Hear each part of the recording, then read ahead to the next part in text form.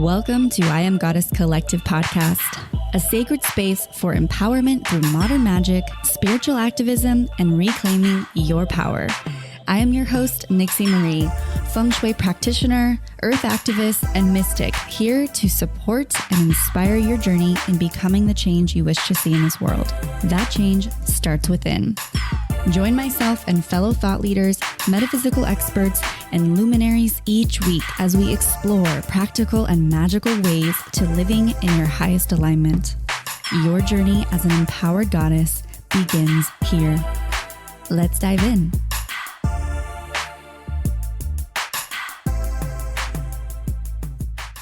Hi, sisters.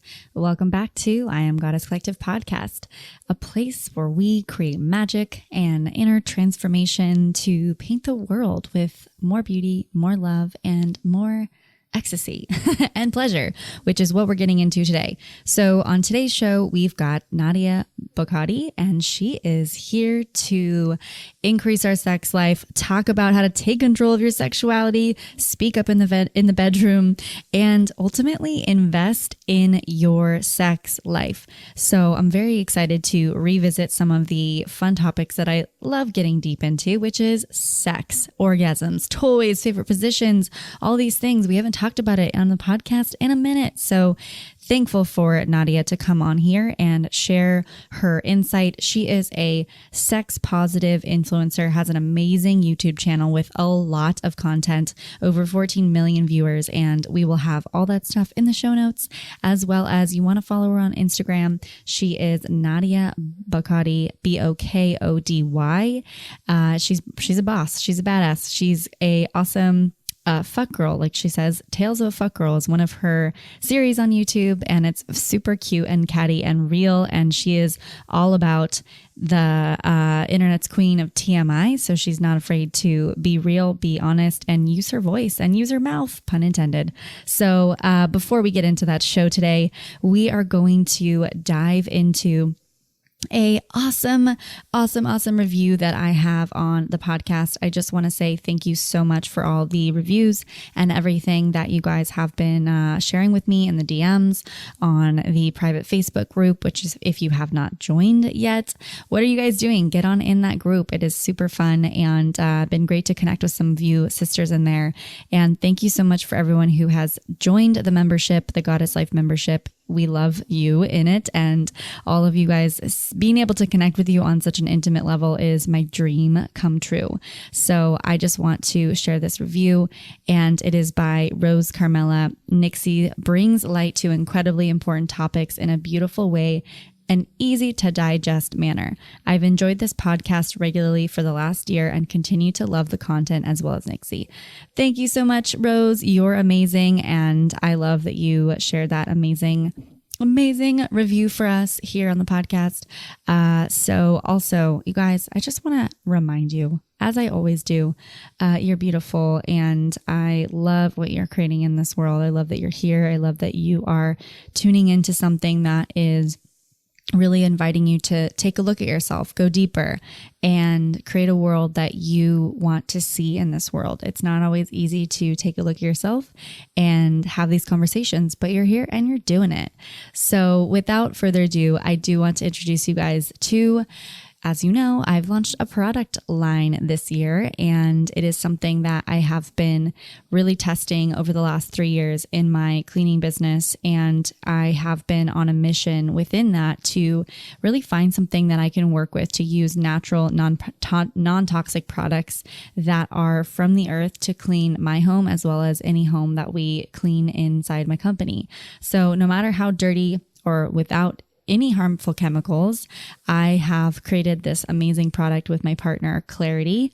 And I knew this formula had to be amazing, like top notch, better than anything on the market from a cleaning performance level. And it also had to be completely healthy in every way for us, our children, our pets, and Mama Gaia. So over the last 6 months, we got down to it, got down to business, my partner and we have been working on the best way to bring this product to the market in a way that's healthy, affordable, convenient, and most importantly, sustainable. So today, I'm very happy to be announcing that you, within this Goddess Collective community, I'm bringing it to you because I know this is something that will absolutely make a huge impact on your life, to make these small shifts, to take out the toxic chemicals in your home and bring something that has sense that will make your home sing, basically. And so this product being called Clarity, please go on over to clarity.com, claryti.com/goddess to actually receive 30% off the irregular price for the actual starter kit. So we're calling this product Clarity because of the mission we have to give people visibility into everything that they bring into their homes and everything that affects the people that they love. I strongly believe that this is something that has been lost in this modern world, and we're demanding that it be brought back to us so we can also know that cleaning products, they are full of waste. Usually they have plastic, they've got a lot of water. It takes a lot to ship them. So our mission with Clarity is zero plastic, zero non-reusable components, and dramatically reducing shipping's impact on global warming. So we do this by eliminating water and instead replacing it with a special concentrate formula. This concentrate also is what you get in the starter kit, and it actually makes 4 all-purpose cleaning bottles. So that's what you're getting 30% off, and you as a Goddess Nation listener, it is a special discount code for you. So head on over again to clarity.com/goddess to learn more and decide for yourself if this is something you want to invest in for the people around you and for the planet. All right, sisters, let's dive into this sexy podcast with Nadia Bokody. Hello, sacred sisters. Welcome back to another episode of I Am Goddess Collective podcast. I am very excited to be sitting with a very inspiring goddess. We have Nadia Bokody. Is that how you say your last name? I hope I said it right. On the show with us today. Honestly, everyone pronounces it differently. I don't even know what the technical correct way myself. Well, welcome to the show, love. So Nadia is a sex positive journalist and also the owner of She Said. And she's here to share with us a little bit about her journey on what it's been like to become a sex positive journalist and, the many layers that I'm sure you had to reveal and let go of to step into this, this power with your sexuality. So I'd love to hear and just start off with some of the things that I ask to every guest, the opener lines of what crystals are you working with right now and why? What crystals am I working with? Well, I've got to say, I'm probably a little bit more on the skeptical side of things with crystal healing and that sort of thing. But I will say to you that I do actually own a chakra, which is a rose quartz dildo. And the idea of it is that it has sexual healing properties when you use it. I'm not convinced whether or not it's personally healed. It's definitely it's very soothing to use. I do really enjoy it. So, but yeah, that would have to be the one and only crystal in my life at the moment. Well, what a great opener. I feel like that was probably coming. I knew just based off some of your vibes and, crystal dildos are somewhat of like this trending thing, I think, in the psycho-spiritual world. But what are some of the healing benefits that they say the crystal ones actually do? I'm not even sure.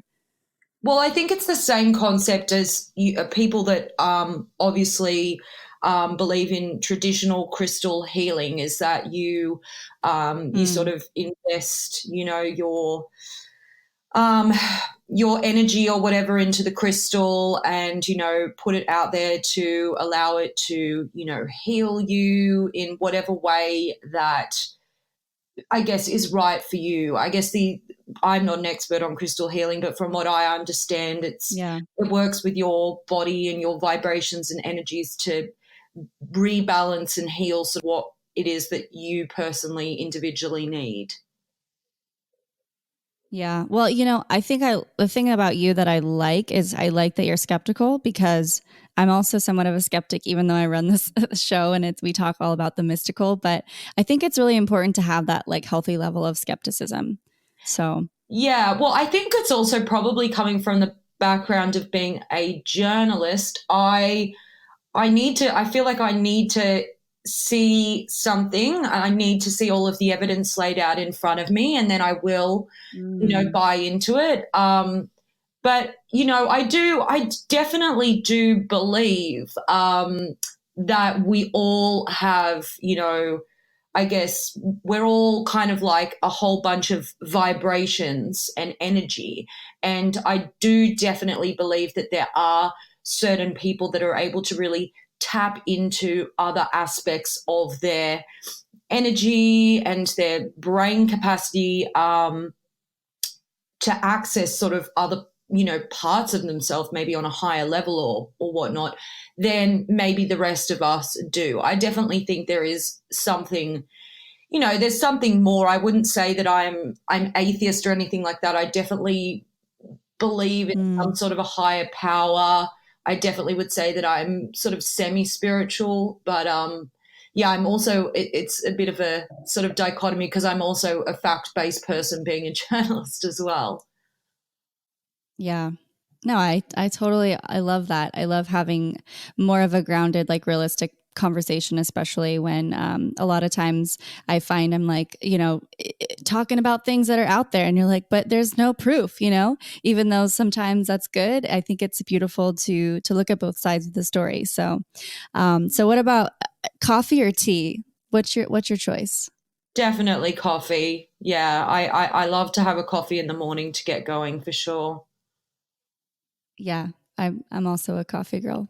I love tea, but I think coffee's just the stimulation, and I'm sure we're going to be talking a lot about stimulation today. So, or maybe not. I don't know. But overall, I think it gets me going. So, well, awesome. So, tell us a little bit about like how did you become a sex positive journalist? Well, it's definitely been a real journey for me.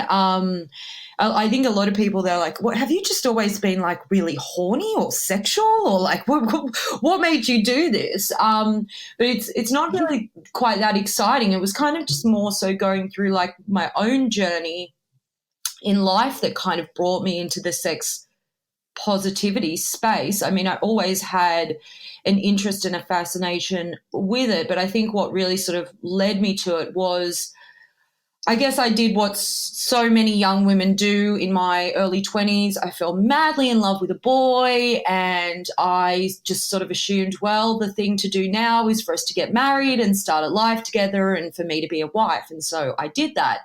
And Mm. I realized pretty quickly that actually that was not the path for me. I was not someone who was suited to being a wife, anyone's wife. And, progressively got more miserable in the marriage and in turn made my partner quite miserable because I wasn't happy. And I really like grappled with it for a long time because I saw that my role as a woman was to, take on this duty of being a wife. And I felt that I wasn't able to embody it. And so I really felt like as a woman, I was a total failure. And Mm. but I gave it a really red hot go. We were married for about 7 years, and in the end, things really just crumbled. And I remember my greatest fear was telling my mother because my mother's very traditionalist and Right. conservative. And that was quite an eye-opening experience for me because she said, look, I obviously I have my own beliefs around marriage and all of that. She said, but at the same time, this is not my life. This is your life. And you're still so young and have so much life ahead of you.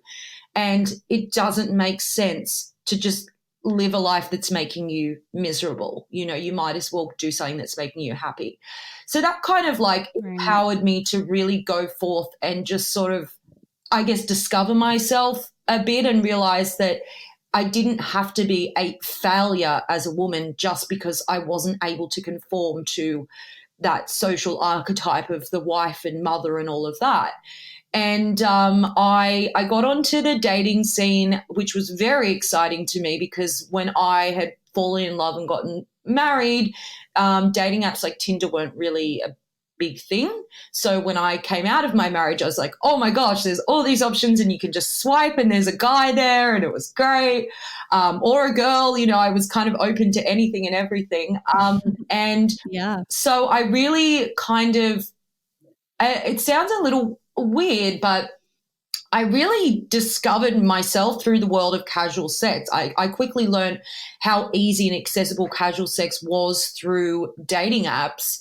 And as time went on, there was something very emancipating about it, because I think when I was with my husband, I was still trying to fit who I thought I needed to be for the relationship, for him. Whereas I think there's a certain freedom to having a one night stand where you're not going to see that person again. And so I felt kind of, I guess, emancipated that I could basically, ask for whatever it was that I wanted sexually in the bedroom, things that I had never asked my husband of 7 years for, simply because I wasn't concerned about what that person thought of me. And in being able to ask for what I wanted in the bedroom, I slowly was able to discover my body, discover what felt good, discover, buying my first vibrator and all of those things which I had never done. And it was probably the first time in my life that I really learned that sex didn't have to be a service that I provided to a partner in exchange for commitment. It could actually be an act of self-love. It could be something that was just selfish and for me, and that I was allowed to be sexual and enjoy my sexuality.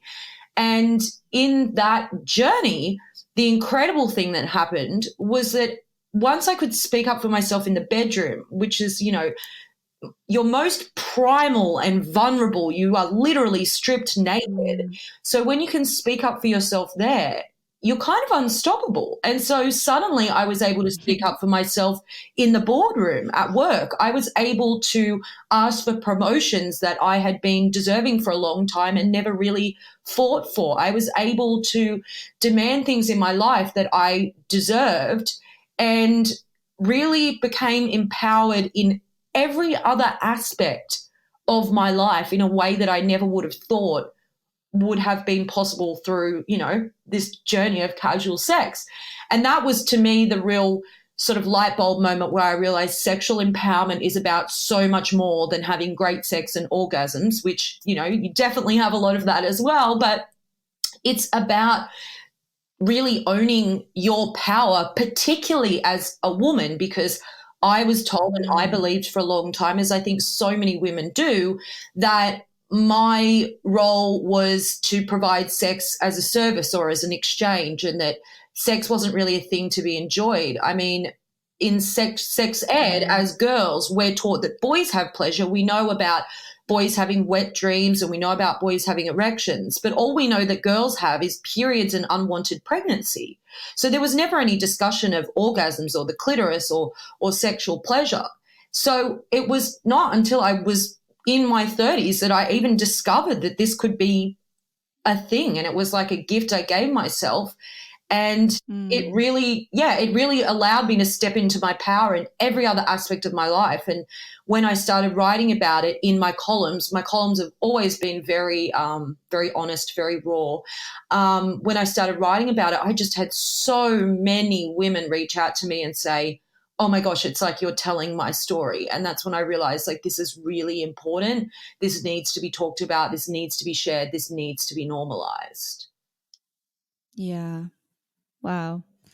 What a journey. I love that I have a lot of conversations about Tantra and more the spiritual side of sex. So I think you kind of have this more like realistic perspective of it's just sex. It's like not complicated, but at the same time, we have been told something completely different. And, it leads me to this question of would you say that the most common things that women don't ask, like in the bedroom, after working with so many women with sex, like what are some of the things that you often hear that they don't ask for? Just such incredibly basic things like asking for what they want on just a really fundamental level. I mean, we know that there's so many women who don't orgasm during sex. I mean, I've spoken to women in their 40s and 50s who've never had an orgasm in their entire life. And a lot of them assume that, well, that just must be because I'm just broken and defective. And actually, they're completely capable of having an orgasm, but there's never been any communication. There's never been any education. First of all, they don't even know. I think a lot of women are relieved to learn that, it's somewhere like 70 or 80% of women who need their clitoris stimulated in order to reach climax. They can't climax from penetration alone. But of course, no one ever tells us that. So when I tell that to women, they're like, oh, wow, okay, that's a really good relief. I thought there was something horribly wrong with me because I couldn't come from penetrative sex. And I said, no, you're probably really just one of the majority. You just need clitoral stimulation.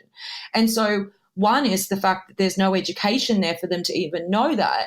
And because of that, they assume they're broken. And so they don't ask, they don't speak to their partner, whether it's their casual lover or their husband or whatever. They don't speak with their partner to communicate, hey, I'm not getting off. I'm not being satisfied by this. They basically, it's that thing that we've been taught as women, that sex is a performative act that we give to men. And I think it's really very radical for a lot of women to actually take on the whole idea that sex can be something that I do for me and I can just really selfishly get pleasure out of it.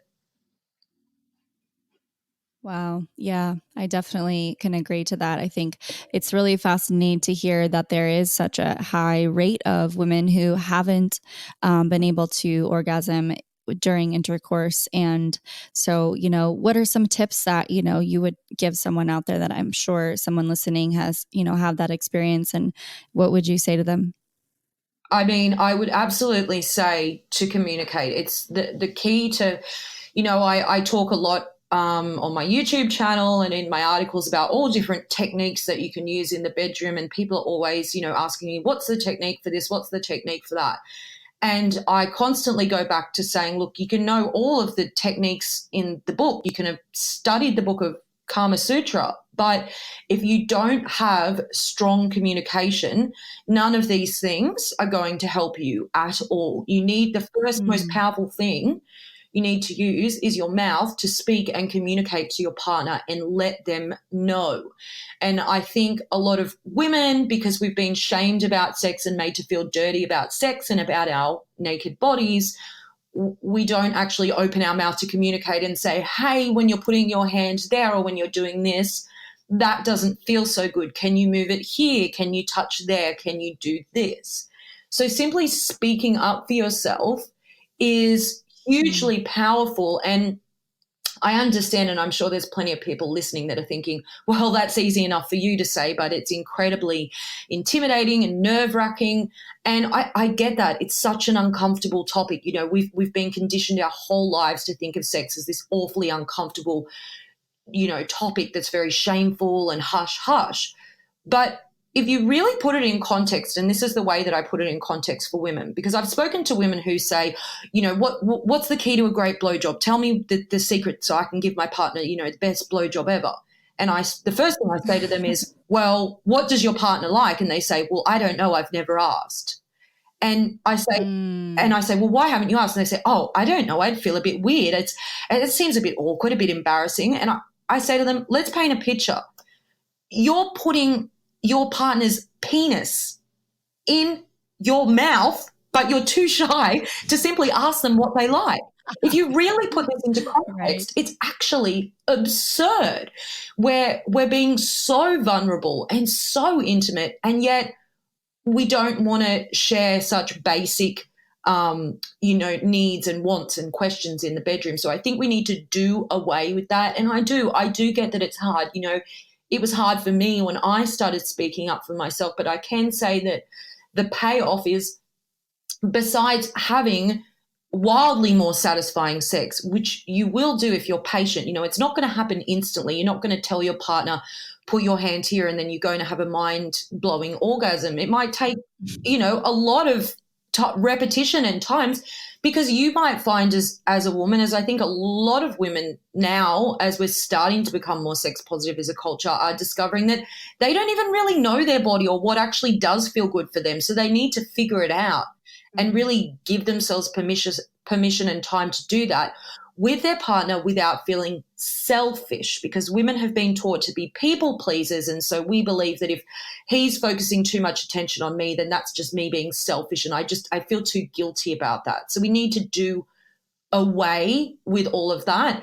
And I can tell you that the payoff, besides the satisfaction and the better intimacy and everything you're going to have in your relationship, is it really does translate to other parts of your life. Once you can speak up for yourself in the bedroom, you can speak up for yourself in the boardroom, you can speak up for yourself in every other aspect of your life, and you'll be so grateful that you did it. Wow. That's incredibly powerful. And I love how it all relates. Like when we're in that space and it comes down to communication, which is something that isn't often, it's like you said, it's not easy at first, but what would you say, like some of the biggest breakthroughs you had, other than, being empowered vocally, but when you started to really ask for what you want and receive like different types of pleasure, what was some of the things that you experienced? I think that probably the greatest benefit, besides just being more empowered to speak up for myself, was definitely getting rid of the shame that I had built up over years and years and years around my body as a woman, and around my sexuality, and around, my own sexual needs and desires. And that was incredibly powerful and incredibly freeing. And I was able to have much more satisfying, much more powerful orgasms and much more satisfying sex once I was able to free myself from that shame. But it's a real process, because I do not think my case is unique. I think in general we have taught women from a very young age to be very ashamed around their bodies. I mean, we literally don't even say the word vagina. We've been taught that vagina is a dirty word, and so we come up with all these other flowery names to tell young girls it's their private parts or it's their special area, because we don't want to let them identify their own body. And I think it begins from that incredibly young age that we just start to associate so much shame with that area, and that holds us back so much. So I think once you can really release yourself from that shame, which is a lot of sort of having to really undo a lot of those messages that you've had drilled into you your whole life as a woman, that is incredibly powerful and incredibly freeing. Yeah. Shame is a very tricky, like slippery slope, because it can really, if not like made and kept in check, it can take over our lives, which is, that's amazing. So, well, I also think that there's a lot of shame with masturbation. So with that being said, what are some things that you've really seen with women who start to feel more comfortable masturbating and like let go of that shame, where I think that to me is like the biggest shame game that I've been lied to about, was like masturbating is bad. Oh, 100%. And I mean, like I say, it does start at school level in sexual education. It's kind of acknowledged that boys masturbate, but it's not really ever truly acknowledged that girls do, or that it's an option. And I've actually spoken about the fact before in columns and various like TV segments and things that I've done in the past, which have caused a lot of controversy, was my belief that I think masturbation actually needs to be acknowledged in sexual education. And, I guess there's a lot of mixed beliefs around that, because people are uncomfortable with it. And I get it. I do get it. What parent's going to be comfortable about the idea of their child masturbating? But you have to put it into perspective. What would you prefer? Your young daughter going out and having partnered sex, having another person enter her body before she even understands about the basics of her own body, about consent, about STDs, about all of these things? Or would you prefer that she, in total privacy and safety, just fully explored her own body in her own time without any pressure, just as she wanted to? And I think if we can, I actually advocate, I really think that parents should give their teenage daughters vibrators. I think it's a great way to set an example for young women that masturbation and sex isn't dirty, and it's also empowering them to understand what does and doesn't feel good. You know, there was a study done, I think it was Peggy Orenstein, she wrote a book called Girls and Sex, and of college-age women, and 30% of the women in this study said that they were regularly having painful sex. Now, the first question to come from that would be, why would anyone regularly do something that was hurting them? Well, it's quite simple, because we don't teach women what sex is supposed to feel like, what pleasure is supposed to feel like. So we can empower them through making masturbation okay, because when you masturbate, you learn very quickly what feels good, what feels amazing, and what doesn't feel good. And so then you can take that information to your sexual partner and say, hey, this is what I need you to do, and I don't want you to do this. These things don't feel good for me. This is what feels good for me. So, you know, I wish it would happen at a younger age. And I think anyone listening who's a parent, you know, I would love to see more parents doing that. I think there are I speak to a lot of older women, like I say, women going into like their 50s that, you know, are just buying their first vibrator. And it is a scary, you know, experience, but it's also hugely liberating. And I actually think that if you want your sex life to be better, you have to commit to making some time, really every week, carving out some time to masturbate. Because if you can't know your own body and know what feels good for you, which is absolutely different for every single person, there's no way that you're going to be able to communicate to your partner what it is that you need when you yourself don't even know what you need. And masturbation is such a safe way to explore that. There's no pressure. You're not rushed. There's no one watching. You're just you on your own, in your own time, just working out what feels good. And just you can be super patient with your body and just take as long as you need to take. So I think I'm a huge advocate for masturbation. I advocate strongly for, you know, we invest in so many things in our life. You know, we invest in, you know, I invest in going out for cocktails with my girlfriends. I know most of my friends have invested in nice cars and nice shoes and handbags, but we don't invest in our sex life, which is crazy because it's such an important part of our mental health. Mm-hmm. So I encourage women to go and invest in your solo sex life and go and get yourself a vibrator and discover your body and discover what feels good. We invest in so many other things that we don't feel guilty about. Why should we feel guilty about investing in something that can bring us so much joy and gratification and health, physical and mental health benefits? It's just crazy. Well, now that we're on the topic of vibrators, what are some of your either favorites or your like top 3 that you would suggest for someone to go out and try? I definitely think for someone starting out, I would really recommend a rabbit style vibrator, just because if you're really trying to work out, you know, what are your hotspots, and because we know like some women are really stimulated by having their G-spot hit, other women more stimulated by having their clitoris hit. Some women need a combination of both. A rabbit style vibrator is kind of like an all-in-one. It's also, I'm a sucker for good value and for money as well. You kind of get everything in that one vibrator so that you can explore those different areas in just one kind of toy. So a rabbit vibrator usually has, if anyone has ever seen that really iconic scene from Sex and the City where the girls take Charlotte to a sex shop and get her to buy a rabbit vibrator, which she later becomes addicted to, you'll know it's I love Sex and the City. It's so good. But yeah, it looks like a standard vibrator, but it's got this basically little head on the front of it with these tiny little quote unquote ears, which are designed to basically nestle around your clitoris. And when you turn it on, they vibrate around your clitoris and will stimulate your clitoris. But you've still got the shaft, so you're getting penetration and that feeling of fullness and vibration internally if you want it. Usually it's 2 separate motors, so you can control if you want both or if you want one or the other. And then usually most rabbit vibrators will have a curved tip on them, so it's designed to hit your G-spot as well. So they definitely can be hugely pleasurable, and it's kind of Yeah, check this Yeah. out.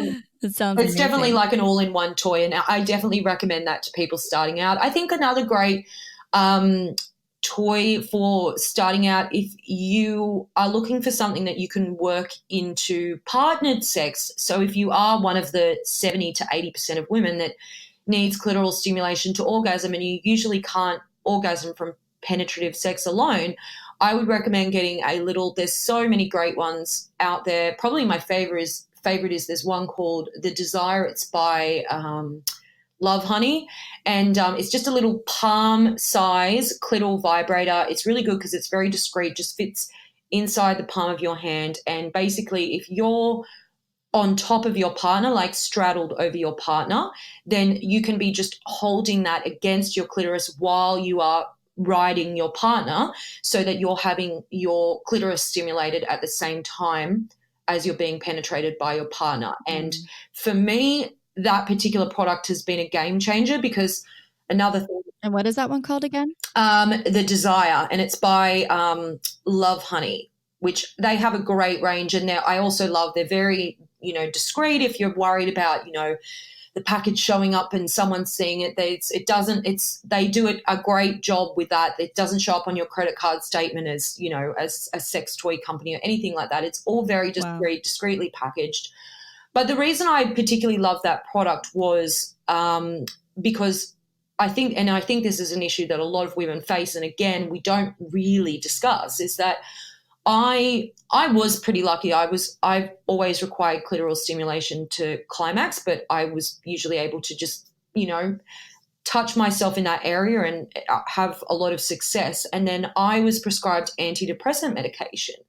And shortly after, I completely lost my ability to orgasm, no matter what I did, trying all different, positions and techniques. And, I tried not to let it affect me, but after a while, it really was emotionally affecting me. And it wasn't until I tried the clitoral vibrator during sex that I was able to get my orgasm back, which was just like, it was life-changing for me, because it was, I'm in a relationship, and that was really important for me to have that with my partner, but to have something that wasn't going to be overly obstructive to us having our normal sex.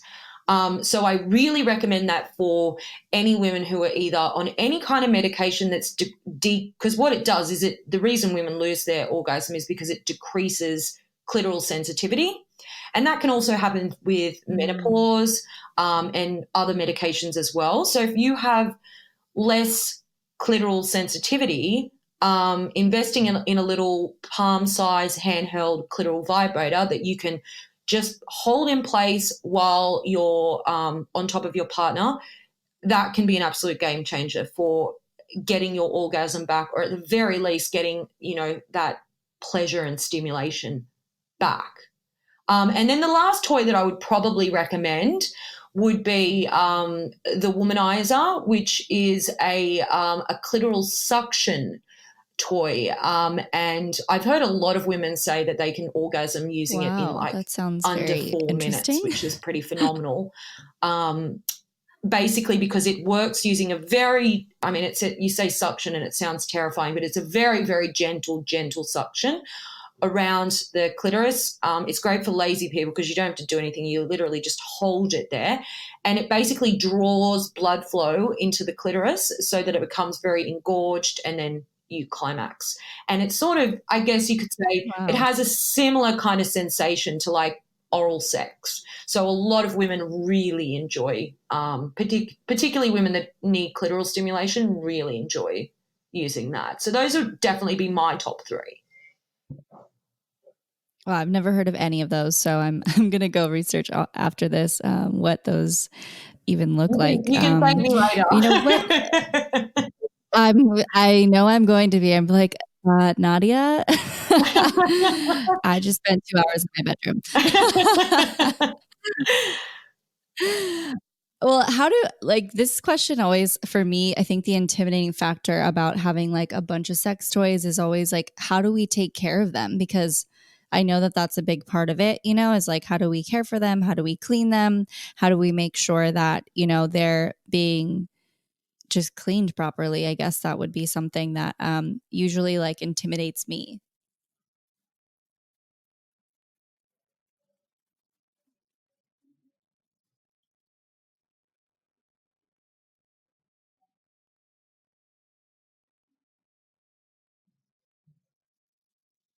Oh, I think we might have lost you there. Oh, there we go. I can hear you now.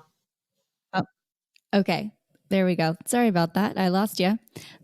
So I don't know if you heard my question, but I was just asking, the things that intimidate me is how to care for the toys. Yeah. So what would you tips you have on how to take care of everything so they stay clean and don't get us infected? Honestly, it's a lot easier than you would think. I mean, usually I honestly just clean my toys using hot water and just hand soap to sterilize them. Most toys are compatible with they can be put in the dishwasher. I also have like a spray. You can get these toy cleaning sprays, and it's like an antiseptic type spray. You just spray it over your toy, leave it for 10 seconds, and then rinse it off, and it's clean. They're generally like very easy to care for. The only thing that I say to people is don't store your sex toys in your underwear drawer, because most of them are made with silicone and they attract a lot of lint from your clothes, and so then they're going to be covered in lint. So store them separately, ideally probably like if not the box they came in, then a pouch or something like that. Okay. Yeah, that's less intimidating. Absolutely. I don't know why that one always would be like, I have a couple toys, but they've always been like, okay, how am I even like supposed to clean these? But I think it's a lot more simpler than I thought. So thanks for sharing. I get I'm sure you get this question a lot, but you're in a relationship now, correct? Yes. So how does he feel about the work that you do? I do get that question a lot. I figured.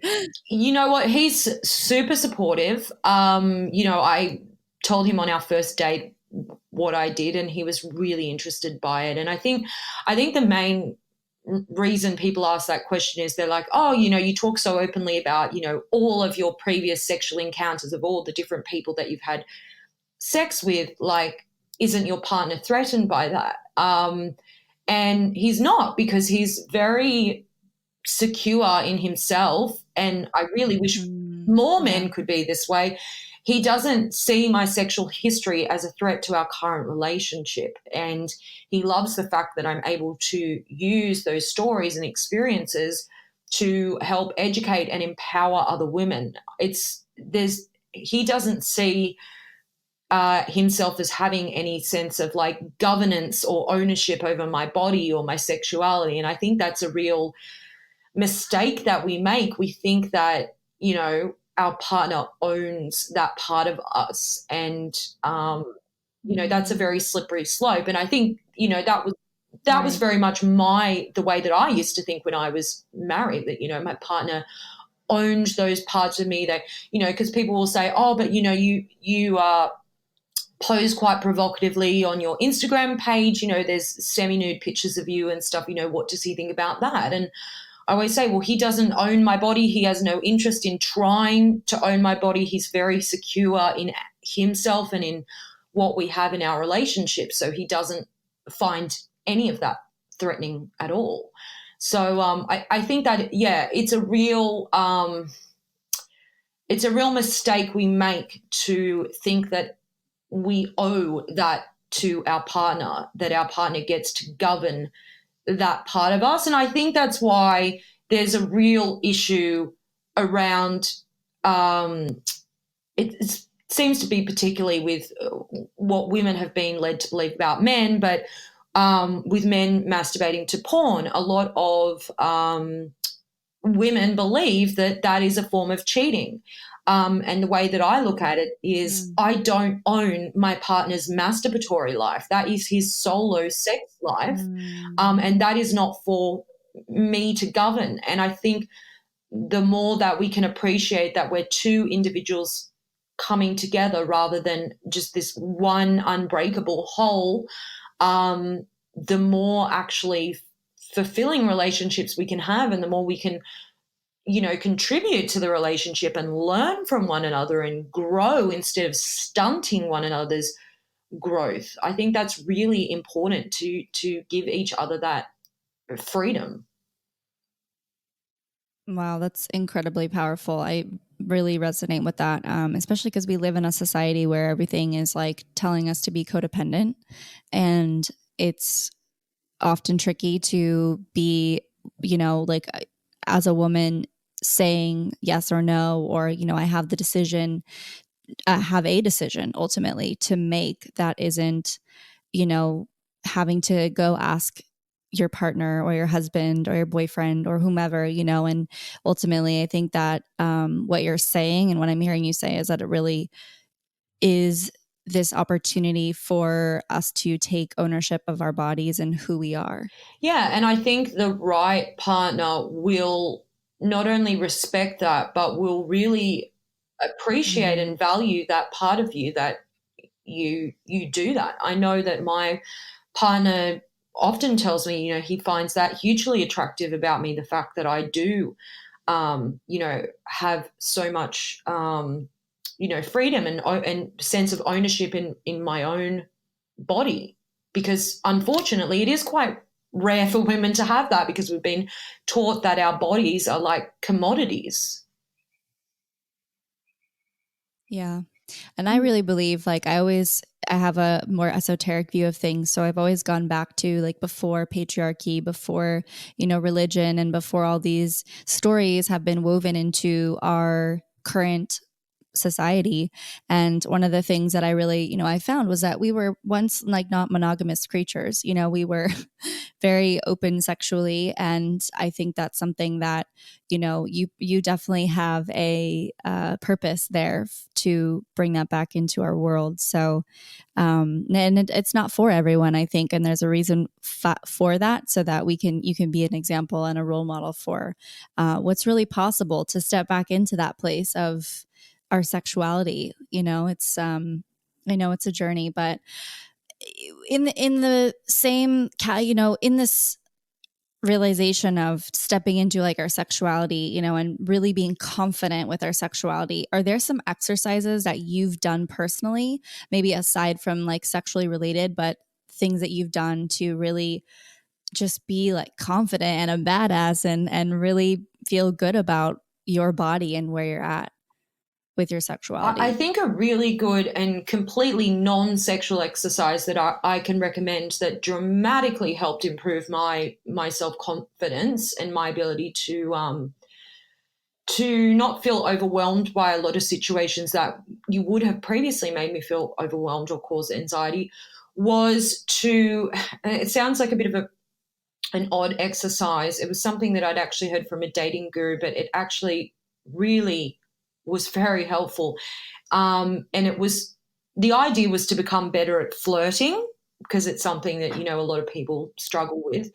And it was, to do that, you should practice flirting with literally everyone. That means the old lady at the supermarket. That means the guy who brings you your mail. That means, the person that you pass in the shopping mall or whatever.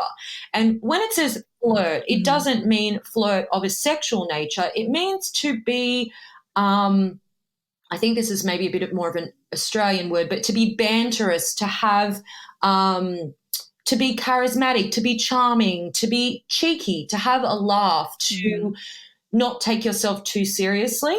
And basically in doing that, over time, what will happen is, when that person comes along where you would normally be too overwhelmed to approach them, like, oh my gosh, that person is just far too attractive. How would I even talk to them? What would I even say? They just become another person. They're just another, like you by that point, you're talking to everyone. And when I did that exercise, I started it out because I genuinely wanted to just be a better flirt so that I could, attract partners into my life. But by the time I finished that exercise, it really had nothing to do with flirting. It just made me, I learned the names of so many people who I had associated with on a daily basis, like people in my office building, the lady that serves me had been serving me at the supermarket for the past 5 years. I didn't know what her name was. I didn't know a lot of the people who worked in my building. I would see them, but usually they would get into the elevator with me and we would just sort of silently ride to the top. But, I made a point of, cracking a little joke when someone would get into the elevator, or commenting to the lady who was serving me my groceries and saying like, oh, that's a really lovely bracelet. Where did you get that from? I really like that. And little things like that. And I think what happens as you do those things, you learn, for starters, that, this actually isn't as scary as I thought it was going to be. It's actually, you realize it's quite easy. No one looks at you in horror and says like, why are you talking to me? People are actually really pleasantly surprised and they really enjoy to be acknowledged. So you make someone else feel good about their day. You will feel so much better about your day. And in being able to talk to everyone, you lose that sense of, I used to have that sense, like I think so many people do, of people that, would create a lot of anxiety for me to talk to, whether it was someone who was really attractive or whether it was someone who was in a position of power, or if it was like a celebrity that I admired. I've done speaking on, international TV and things like that, and I just don't get nervous anymore. And it's really just from relating to people, doing that little flirting experiment, because you just realize after a while that there is no, we've got this, I guess, power structure hierarchy in our head, like of who we can talk to and who we can't. That person's too attractive. That person's too powerful. I'm not smart enough to talk to that person.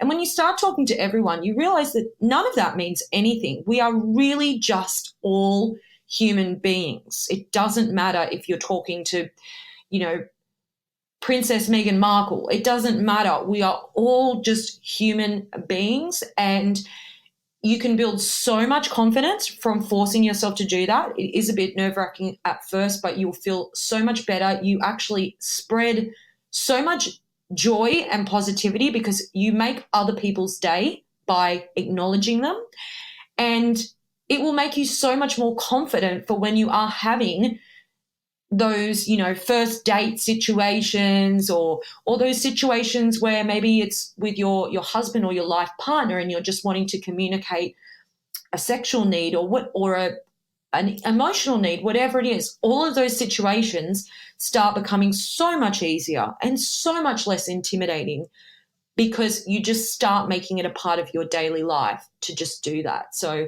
I mean, that's a very powerful exercise that I'd recommend to anyone, and it's just, you'll also just spread so much positivity. It's a real win-win.